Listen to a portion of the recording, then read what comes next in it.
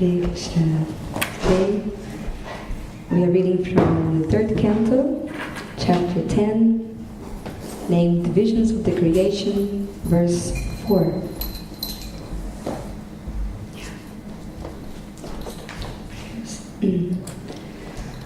Om Namo Bhagavate Vasudevaya.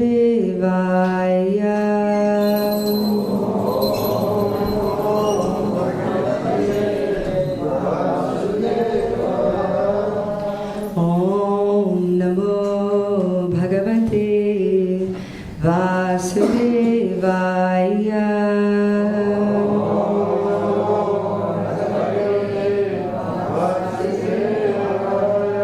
One more time, full heart. Om Namo Bhagavate Vasudevaya.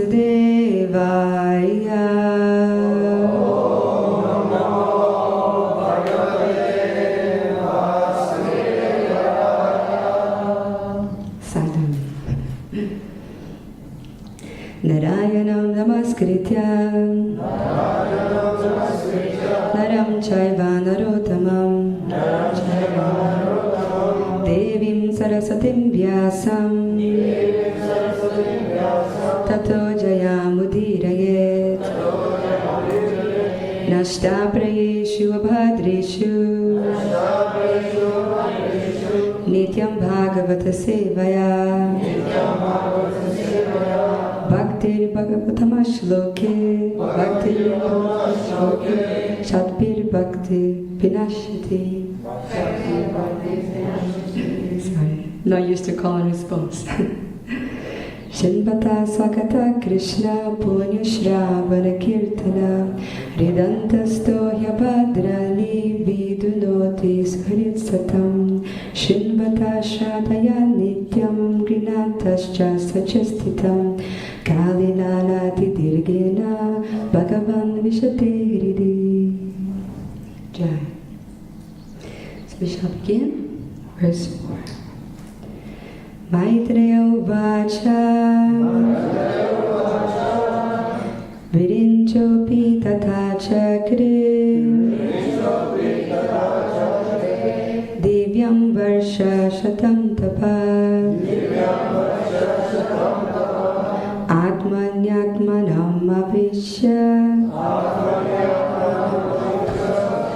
Yataha Bhagavan Naja Maitreya Uvacha Virinchopi Tatha Chakre Divyam Varsha Shatam Tapa Atmanyatmanam Avishya Yataha Bhagavan Naja. Vaishnavas, please. Maitreya Uvacha Virinchopi Tatha Chakre Divyam Varsha Satam Tapa Atmani Atmanam Avishya Yataha Bhagavanaja. Maitreya Uvacha Virinchopi Tatha Chakre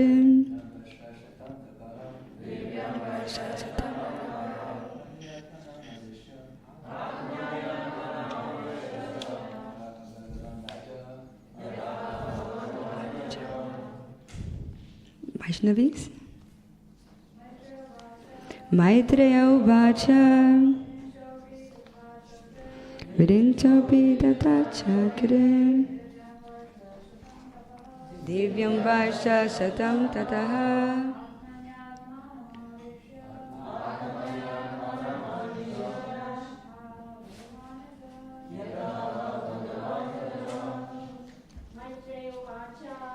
Maitreya Uvacha Virinchopi Tatha Chakre Divyam Varsha Satam Tapaha Atmanyatmanam Avishya Yataha Bhagavan Najaha. Thank you. Maitreya Uvacha. The great sage Maitreya said,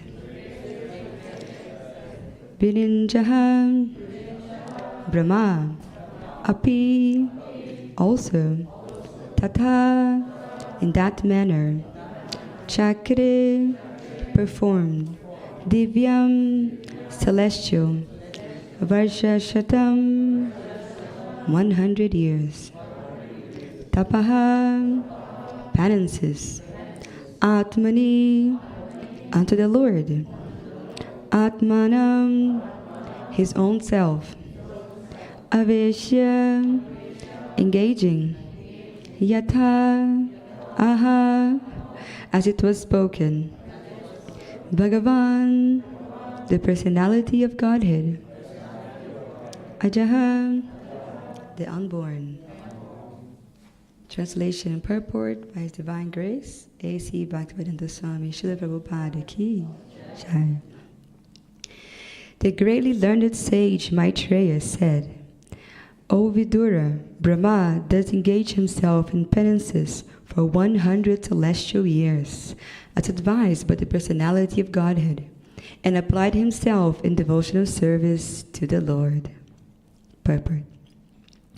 That Brahma engaged himself with the personality of Godhead, Narayan, means that he engaged himself in the service of the Lord. That is the highest penance one can perform for any number of years. There is no retirement from such service, which is eternal and ever encouraging. Jai.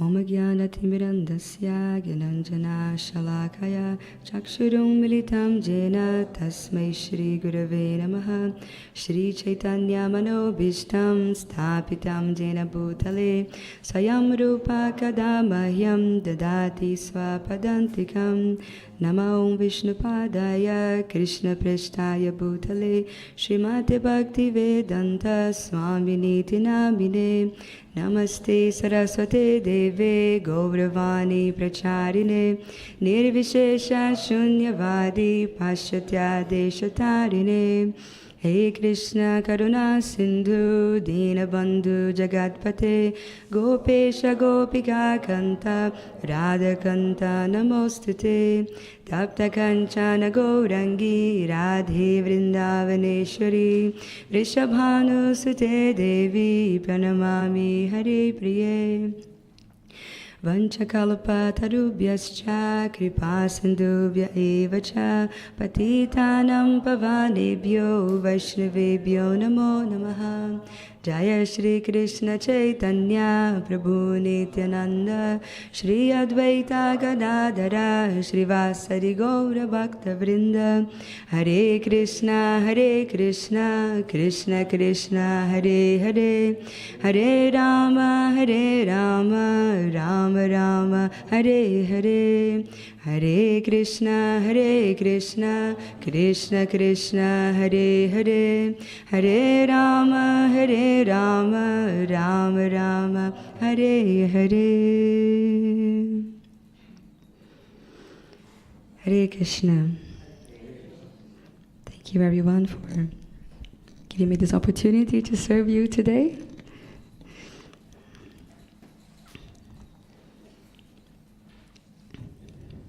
Who here came from Mangalarti? Wow. Wonderful. And everyone else still wonderful. Going from the Bhagavatam class. Even a little bit of service is always appreciated. My respects to you. Today we have a very small purport and verse. So we'll try to give context to where this verse is coming in. And highlight, perhaps, at least for me, the maybe two main points that has popped out from this purport. So let me reread the verse again. The greatly learned sage Maitreya said, O Vidura, Brahma thus engaged himself in penances for 100 celestial years, as advised by the personality of Godhead, and applied himself in devotional service to the Lord. So to give context, we are just beginning this chapter called The Visions of the Creation. And so Maitreya is just beginning to answer Vidura's question, which was, all right, Brahma did penances for so long because he was actually lost, right? He was born from the lotus abdomen of Vishnu in darkness. No idea who he was, where he was, or what his purpose was.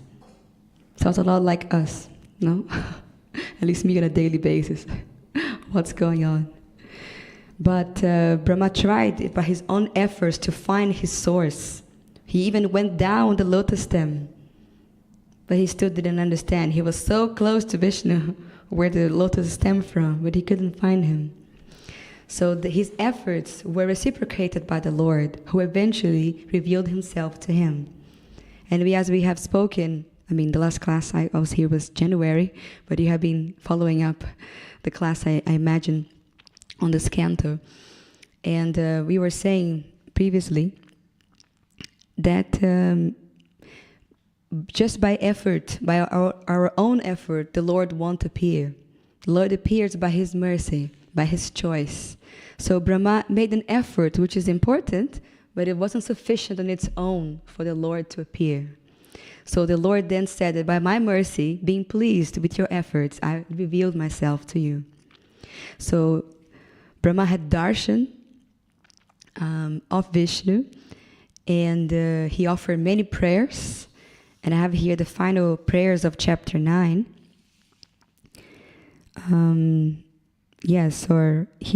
Or let's say Brahma's description of him. He was very anxious about the planning and construction of the different planetary systems and was depressed upon seeing the devastating water. He could understand the intention of Brahma, the Lord, and thus he spoke in deep, thoughtful words, removing all the illusion that had arisen.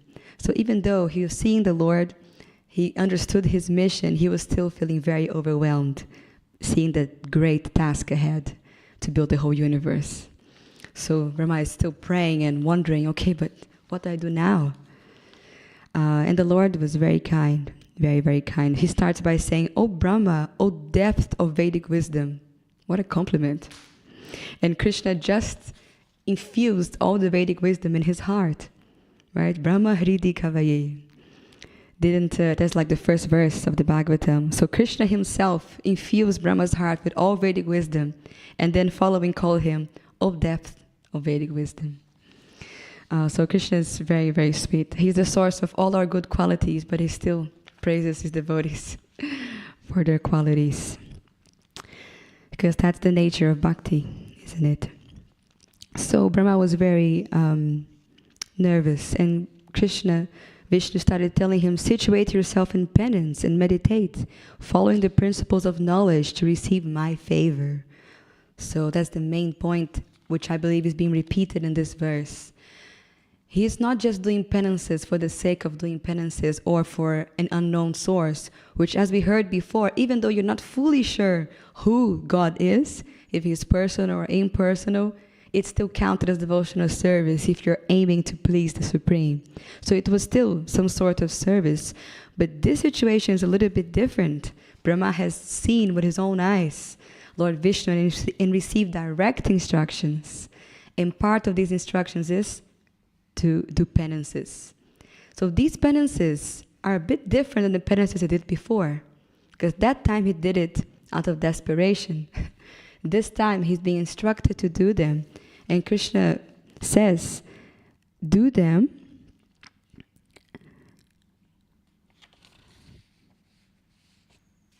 to please me. By these actions, you'll be able to understand everything from within your heart. So, and Krishna continues, "O Brahma, when you were absorbed in devotional service, in the course of your creative activities, you will see me in you and throughout the universe, and you will see that you yourself, the universe, and the living entities are all in me." So he's actually giving Brahma the protection, because Brahma had asked Vishnu, how am I going to create this entire universe and not become overwhelmed by the material energy? And Brahma is literally the guna avatar of the mode of passion. So how am I going to be involved? He was very much afraid. He didn't want to lose that transcendental link with the Lord. And the Lord said, just do it. These penances for my pleasure, with the intention to receive my favor. That's the great key. And even though you might think, okay, this is Krishna's instruction, but this material world is not directly devotional service, isn't it? The conditioned souls are lost here trying to enjoy the material world. But Brahma's intention to do the creation as the Lord's instruction, that is devotional service. So this makes me realize or connect with our ordinary jobs and work activities in this world. Like Krishna says in the Bhagavad Gita, there are many levels of action and levels of devotional service. But if whatever you do, yad karoshi, ajanashi, right? Whatever you do, you offer to me. So even though you're going to do, who knows what you do? Accounting, teacher. Before you do that job, you just think, Krishna, this is my prescribed duty in this world. I'll try my best. It's for your pleasure. And you see that even though apparently it's a mundane activity, all of a sudden you're different. You're more aware. You're seeing yourself as a soul within a body and other souls temporarily there. And you might have a task. You do have a task as your occupational duty. And that somehow or other is meant to elevate the souls. Because everything in this world is actually meant ultimately to teach the conditioned souls to turn back to the Lord. So even our ordinary works, we can purify them by remembering that we can always offer them to Krishna. So Krishna instructed Brahma to do penances for his pleasure, and it now is an instruction by the Lord. So, and this, the very means to not be overwhelmed by the material energy is by remembering that Krishna is within everyone and within ourselves. So this is a very important practice, which you can do at any point. It's free. And it's also very helpful to do this because it encourages us to enter the path of Raganuga Bhakti, or spontaneous devotional service. Because we are mostly Vaidhi Bhakti, Vaidhi Bhaktas, practitioners of regulated devotional service, which is very important, the whole temple program. But what happens when you don't live in the temple anymore? What happens when you are home? What happens when you are miles from this schedule? Will we lose Krishna consciousness? No, we can't afford that. So apart from our 16 rounds and hopefully some daily reading of scriptures, we can also try to meditate on seeing the Lord in everyone. Just by sitting in the park and seeing people play, you can do that. And that's actually the secret, the great secret, to not become overwhelmed by the material energy. So that was Krishna's answer to Lord Brahma's question, how am I not going to become overwhelmed? He said, do it for my favor. Remember that I am in them, in you, and in everything. So Krishna will help those that try. Yeah, we are very limited. We can try. Our best effort is still like this much. But Krishna can complement our efforts. So this verse says that Brahma did penances for 100 celestial years, as advised by the Lord, and applied himself in devotional service.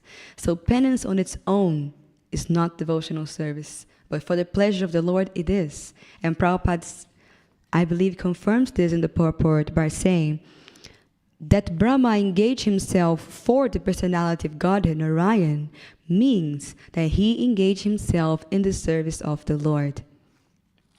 That is the highest penance one can perform for any number of years. So you see, Prabhupada is playing with the words here. Brahma performed penances, but Prabhupada is saying any service to the Lord is the highest penance.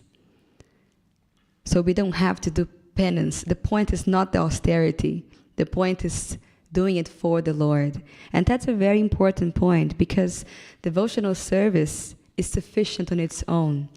And actually, I've heard this from one senior lecturer, such a nice point. I believe his name was Hari Parshad Prabhu. Yes. Last year in the Easter retreat in Golokadam, he was saying that, how do I call him now?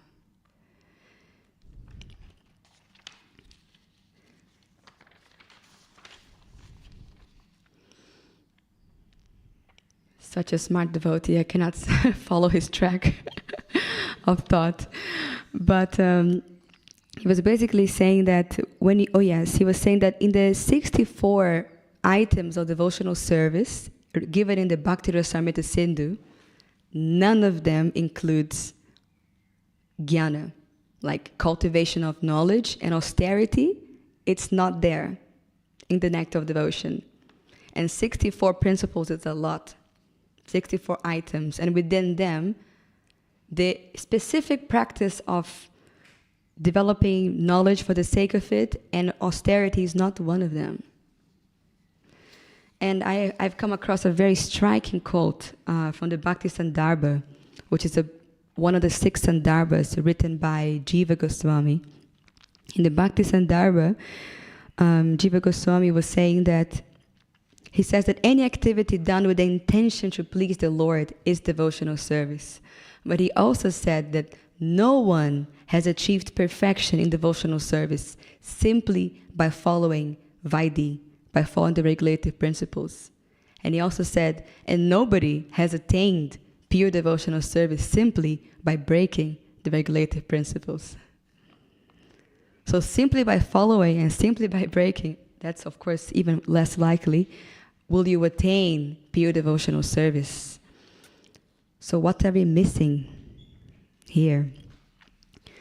So the regulative principles and all the items of devotional service are simply meant to inspire and encourage and give the best circumstance possible for us to align our consciousness with this bhakti consciousness, which means to do something selflessly for the pleasure of the Lord. The main thing is to please the Lord and not to be austere for the sake of being austere. Like Lord Chaitanya famously denied the Brahma that was doing austerities and drinking only milk. He was trying to... Have you heard this pastime? Lord Chaitanya was, during Lord Chaitanya Leela, he was having private kirtans in Srivasangan, Srivas Thakur's house. And at first, it wasn't all out in the street, it was private. They were cultivating that perfect mood. And he was infusing the devotees with that the bhakti, the missing Krishna, that prema kirtan. He was training the devotees day after day behind closed doors. And that's very important for us to remember as well. We are a Goshtianandi, a preaching movement. But the best Goshtianandi is the Bhajananandi, which means the one that relishes devotional service himself. So it's important to cultivate that mood. So during that time, before Lord Chaitanya brought the Harinam out in the open, he was having it very privately with selected devotees. And at that time, there was one Brahman. There are many Brahmins in Navadvip. And this Brahman was wanting to come in. And the devotees passed on the message, said, Lord Chaitanya, this Brahman, he is very austere, very good Brahman. He only drinks milk. He wants to come to the kirtan. Lord Chaitanya said, no. What does that mean? So let's not get hung up by austerities on their own. Lord Chaitanya is not looking for austere people. He's the savior of the fallen, right? So if you're fallen, that's okay. We have Lord Chaitanya. But we don't have to remain fallen, right? So we need to just look for the mercy of Krishna and try to please the Lord. And the best way to do that is by pleasing the Vaishnavas. And the best Vaishnava is the spiritual master. So by serving the spiritual master and serving the Vaishnavas, then yes, you will attract the glance of the Lord and perhaps be invited into his inner circle of devotional service. So I believe that Prabhupada's twist in words here had that import in mind. The highest penance is to engage yourself in the service of the Lord. Because just imagine the yogi, the jnani, the karmi, all of them are actually selfishly engaged, believe it or not. Right? Everybody has something to get. Like Chaitanya Charitamrita, my God, I haven't said this verse in a long time. What is it? Karmi? Yes. Say it, Prabhu? What was it? Yeah, Bhukti Mukti Siddhi Kami Shakaliya Shanti Krishna Bhakta Nishkama Ata Eva Shanti. Yes. So Siddhi Mukti, Bhukti Mukti Siddhi Kami. Bhukti Mukti Siddhi Kami, that's from Charitamrita, which means that addresses the Bhukti, which means sense enjoyment. So Kami means desirous, right? So it's classifying different types of transcendentalists, let's say, or people on the path of development. So the karmis are after bhukti, sense enjoyment, bhukti, and then mukti, liberation. The jnanis, they want liberation. So the karmis does everything properly to get sense enjoyment in this life and in the next. A good family, a good household, beautiful partner, wealth, etc. And then the jnani, who's performing austerities and cultivating knowledge on its own, He wants what? Mukti. He wants to be liberated. He wants to be free from suffering. That's for himself still. Mukti Kami. And then there is Siddhi Kami. That's the yogis, the mystic yogis. They are controlling the breath and the mind and everything. What do they want? Siddhis. They want the mystic perfections. Bhukti, Mukti, Siddhi, Kami, Shakali, Ashanti. They are all not peaceful. They are restless. Why are they restless? They have something to get. They are aspiring for some personal benefit and they are never peaceful. Ashanti. But Krishna Bhakta Nishkama, Ataeva Shanti. But devotee of Krishna, he's Nishkam. He doesn't have personal motivation. So he indeed is Shanti. He's peaceful.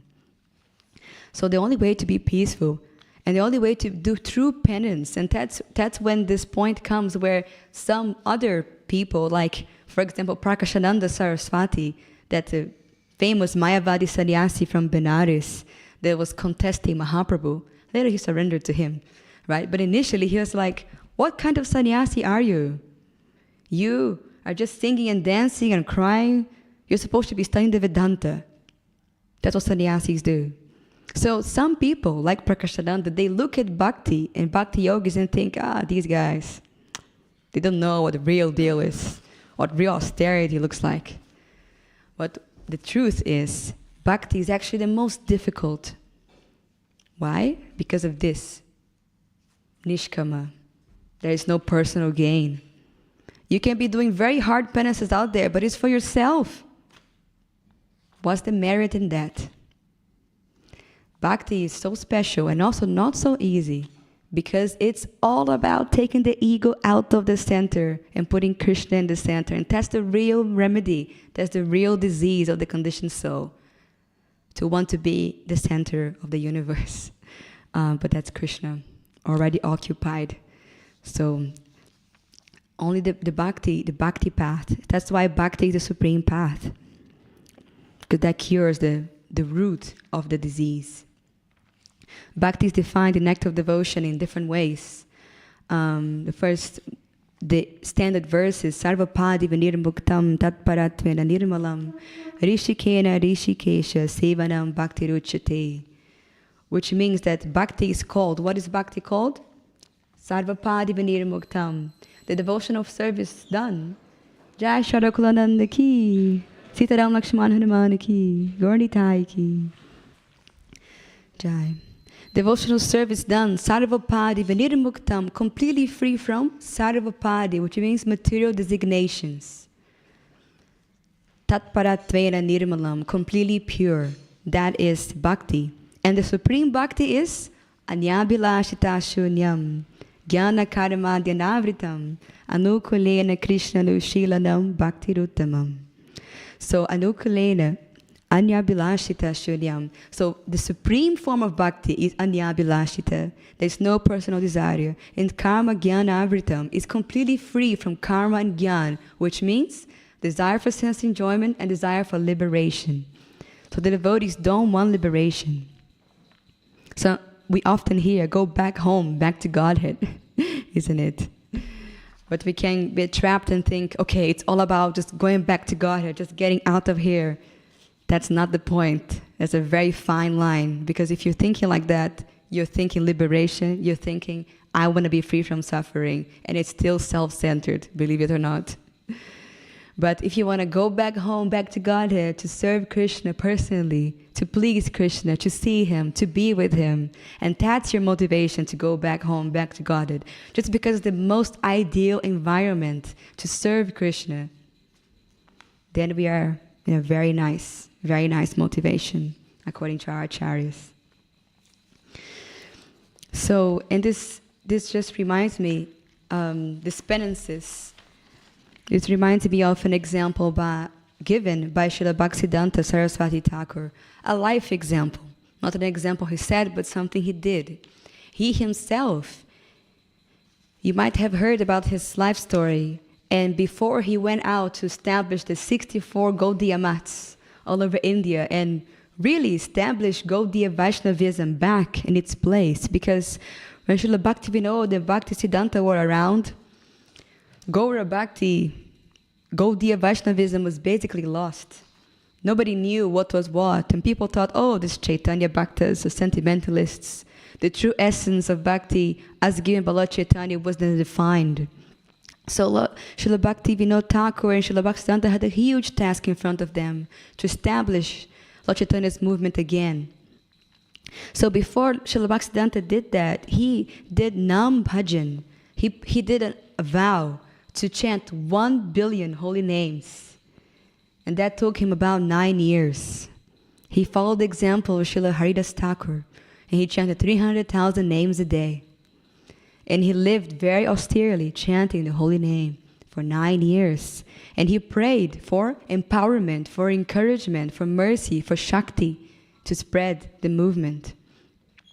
So he did penances, but for the pleasure of Krishna completely.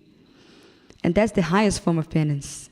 So after 1 billion holy names, he set out to do what we know now to be the Gaudiya Vaishnavism, to establish all over the world and give frame for Srila Prabhupada to hop from and spread throughout the world. So that's really special. And Srila Bhaktivedanta, there's something else I want to share from him today. And that is connected with, I was given another verse from the 3rd canto around a month ago on a different platform to give class. And this spoke about the last point I want to do today, which was about the difference between really devotional service and regular activity, which I believe again is the point of this verse, penance or devotional service. And Prabhupada says here in the end of the verse, he says, there is no retirement from such service, which is eternal and ever encouraging. That's today's purport. So let me just a small purport. Just read it again so you get the context. That Brahma engaged himself for the personality of Godhead, Narayan, means that he engaged himself in the service of the Lord. That is the highest penance one can perform for any number of years. There is no retirement from such service, which is eternal and ever encouraging. Now, based on this, you might wonder, ever encouraging? Are we always encouraged in devotional service? Well, devotional service is ever encouraging, and there's no retirement. Okay, 2 more years in the ashram, then Haribol. that was my deal for this lifetime. No, there's no retirement from this service, and it's ever encouraging. So this made me think, ever encouraging. And it immediately took me back to the last class I had to prepare for, and I just thought, it must be a sign. It must be something to share today. So this verse was 3:21-22.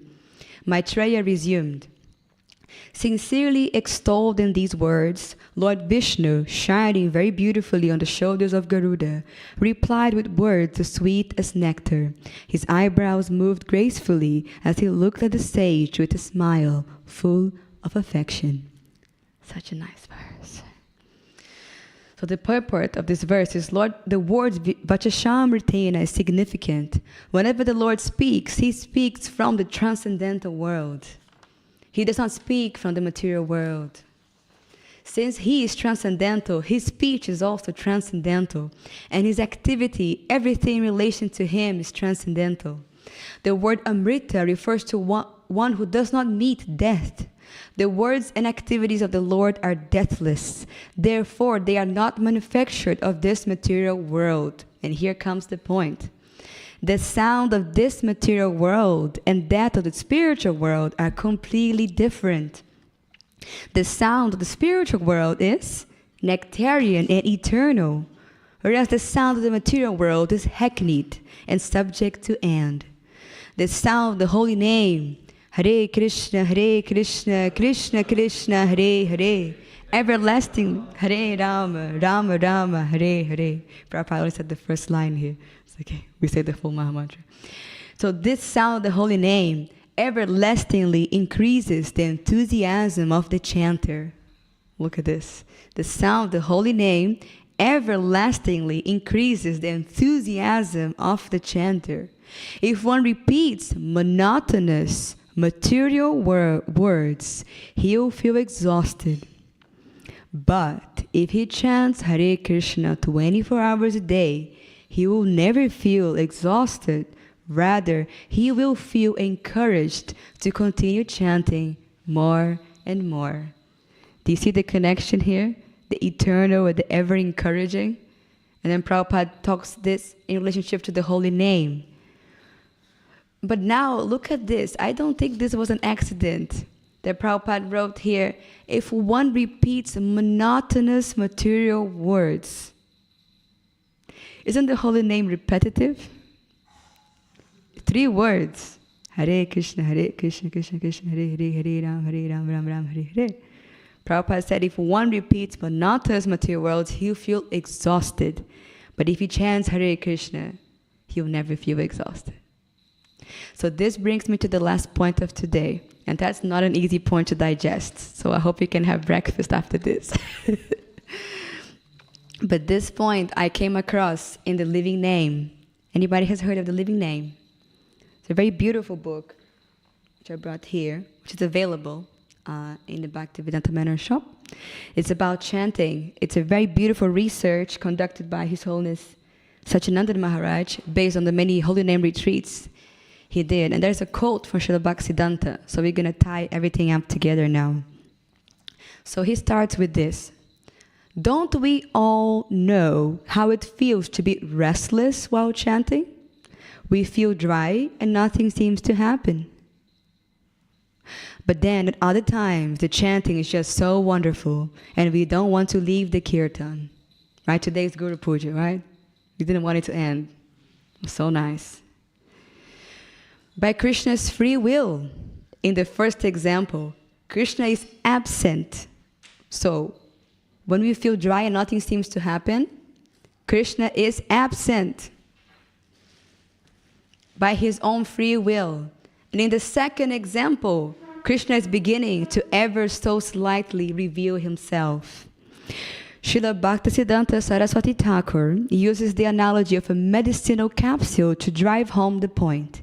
A capsule carries an active ingredient in powdered form in an outer shell.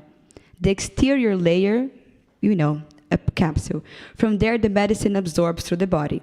An empty capsule would not have the same effect. It looks the same, the empty capsule and a full capsule. But one has the medicine and the other doesn't. In the same way, our chanting either evokes Krishna's purifying presence or not. Since Krishna is only attracted to the service mentality of a devotee, chanting without bhakti does not attract his presence. He is not within such mantras. They are like empty medicine capsules with no or not much effect. So you can be chanting the alphabet, which looks like the holy name, but it's not the holy name. And that's a very fine point, which I don't think we learn in the first month in the temple, but we must come to learn eventually. Otherwise, you will not make sense of how come we hear these things. Ever eternal and ever encouraging. And we have mixed experiences as well in our own practice. So, according to Srila Prabhupada, in different purports, and Srila Bhaktisiddhanta, if we chant Hare Krishna truthfully, we'll feel ever encouraged and nourished. And that is done by the intention to please the Lord. So even such a service like chanting the holy name, if we don't have that mentality which you just hear today, for the pleasure of the Lord, to gain His favor, even then our chanting won't be as full as it can be.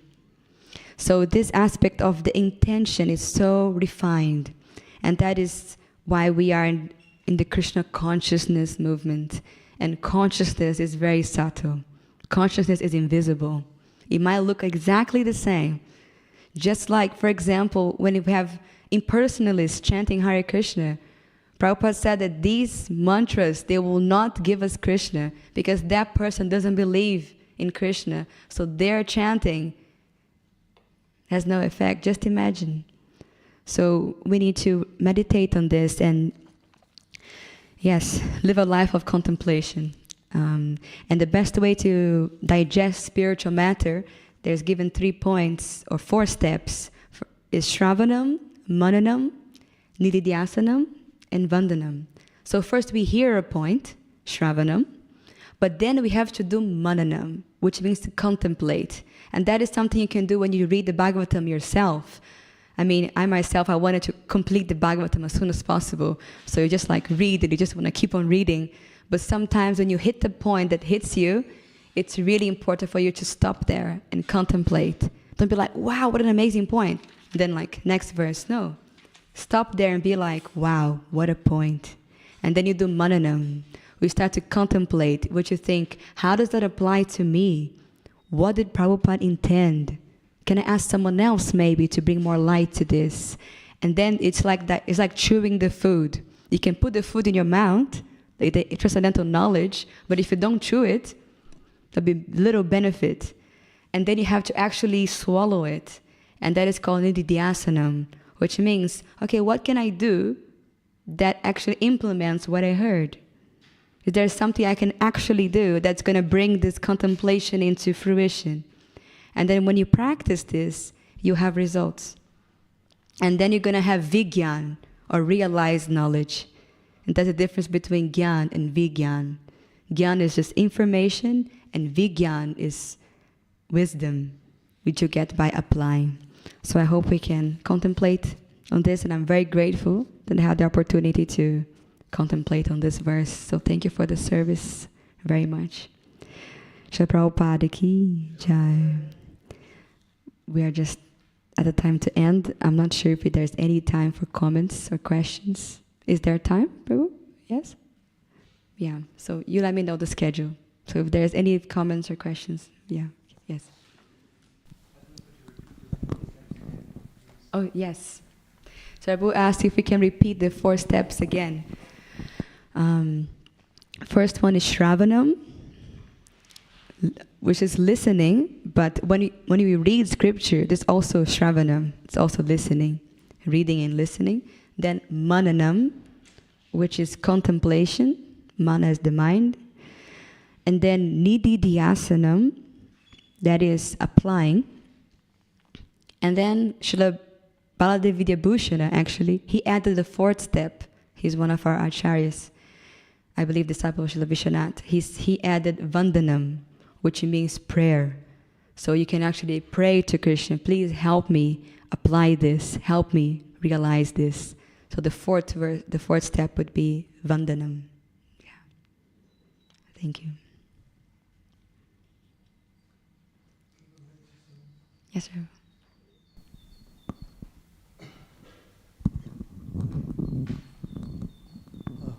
One point that hit me straight away, actually, was where it says the service of the Lord we can perform for any number of years. There's no retirement from such service, and which is eternal, ever incoming, which is natahanam, najanam, nasundaram, gavatam, vajakarishay. Yeah, definitely. So I don't want anything else but devotional service. Birth after birth. Yes. You know. So there's no retirement. It's the service that is our life, that's for certain. Okay. Thank you. Thank you so much, Prabhu. Actually, yes, I had a verse prepared which was under those lines, like from the Bhagavatam. Yata pumso paro dharmo yato bhaktira dokshaje ahaitukiya pratihata yayatma suprasidati. The supreme occupational dharma for all humanity is that by which men can attain to loving devotional service unto the transcendental Lord. Such devotional service must be unmotivated and uninterrupted to completely satisfy the self. Bhagavatam 1:2-6, under what you said, uninterrupted and unmotivated. So nice. Thank you for sharing. Any other, you can also reflect back. You don't have to ask a question or a comment. If you have anything you want to share, I think here, Prabhu, here, yeah. You can also just share with us, yeah. Hare Krishna. Hare Krishna. I'm sorry, nothing to share from my experience. No realizations. No, question. So you spoke about our consciousness while we doing a service or chanting especially. So I was longer time thinking to get like answer for this. That we know that by our consciousness, even the mundane activities we can transform to Krishna, because everything is Krishna's energy. So that's our process, right? To engage everything in Krishna consciousness. In this way it becomes Krishna. But I was thinking, does it work the other way around, that we can transform our service in a temple to material things because of our consciousness? Exactly. Yes. Very good point.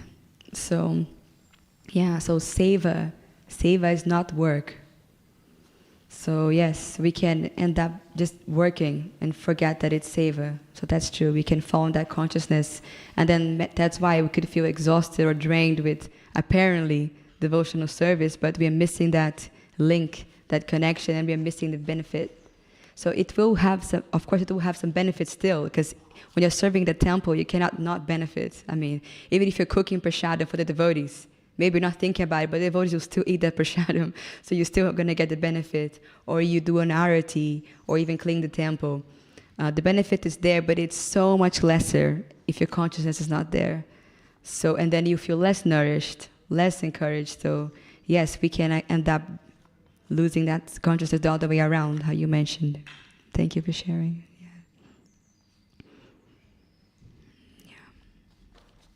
Yes. Hare Krishna, Mataji, thank you for the class. Just wondering if you could repeat what Krishna said to Brahma. When he said, I'm in them, I'm in everyone. What is it? Yes, let's see here. That's from chapter 9 of the 3rd canto. Verse 30, well, it's 2 verses. 31 and 32.